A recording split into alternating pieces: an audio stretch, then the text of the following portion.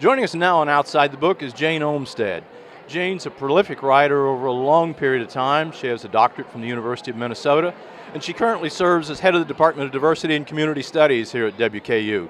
Jane, thank you very much for being with us on Outside the Book. Thank you, I appreciate it. In particular, your most recent book is, I'm sure, a very painful book, Seeking the Other Side, done with Fleur-de-Lis Press.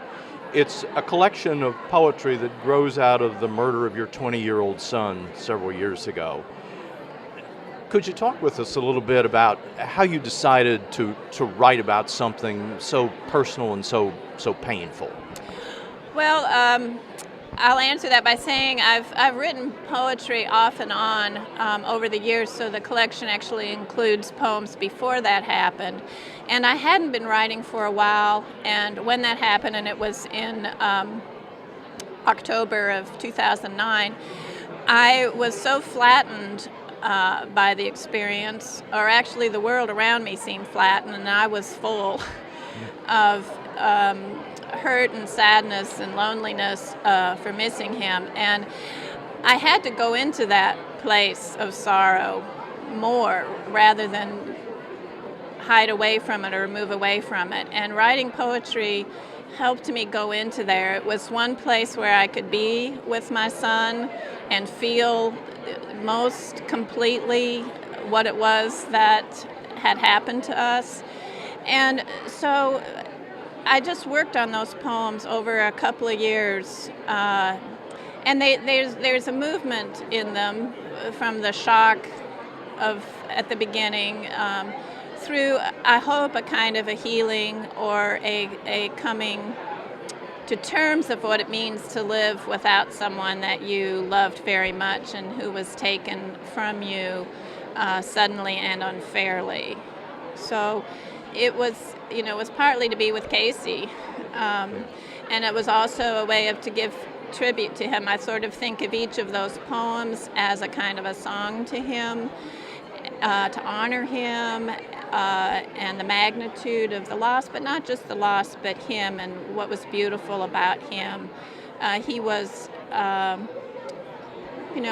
fraught with his own demons, and so I try to deal with that as well and honor the struggles that he faced as a child and teen and growing up. He died at 20, so. You might have chosen to do this as a memoir or a work of creative nonfiction or some different approaches. Why did you choose poetry? I don't think I chose poetry. I think it somehow chose me. It was just because I would have a feeling or an image that would seem distinct and unto itself. And so it was most appropriately dealt with a poem, which allowed me to really hone in on a single emotion or image or idea without trying to thread a narrative through them all. An image or an idea. I'm struck with the cover art for the book. How did you choose that? Did you see that and say that's what I'm trying to say, or did you kind of commission it, or where did it come from? I chose the artist, and the artwork is done by Yvonne Petkus, a friend and colleague at WKU. I loved her women that she paints. She has the women in her pieces are strong and large and fragmented or in pieces in some ways, which I never saw as being a kind of a scary or a sad thing, but as sort of a reflection on how we are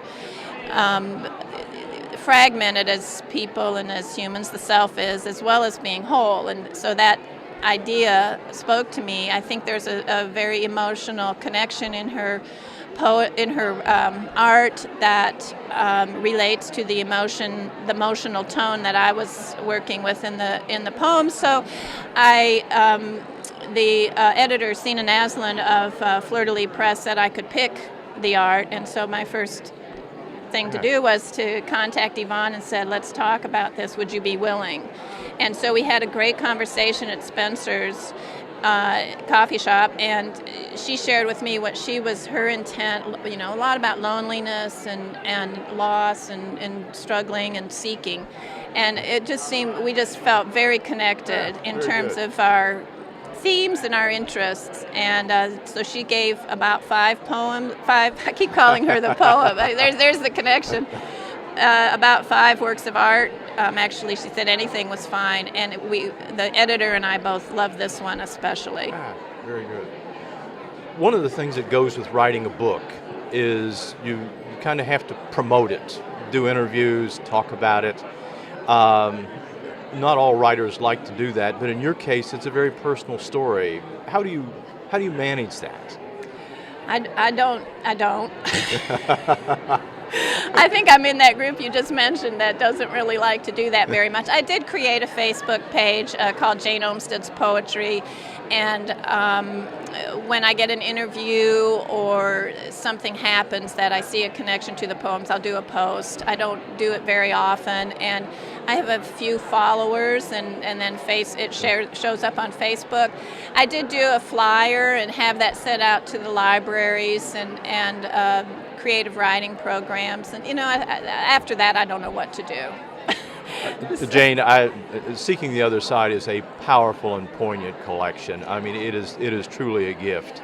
Thank you very much for all you put into putting this together. Thank you for interviewing me. It was a pleasure. Thanks for being with us on Outside the Book.